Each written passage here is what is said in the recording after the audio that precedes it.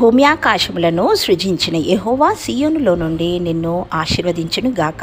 కీర్తనల గ్రంథము 134వ కీర్తన 3వ వచనము. ప్రియ సహోదరి సహోదరుడా, నిన్ను ఆశీర్వదించు దేవుడు, సర్వలోకమును పరిపాలించు దేవుడు. కాబట్టి ఆయనే నిన్ను ఆశీర్వదించగలడు. పాపపు రోత మలిన ఊబిలో ఉన్న నీవు అందులోనే ఉంటావా? నిన్ను ఆయన చేతులకు అప్పగించుకొని ఆ సర్వోన్నతుని హస్తములలో దాచబడతావా? నిన్ను నీవు పరీక్షించుకో.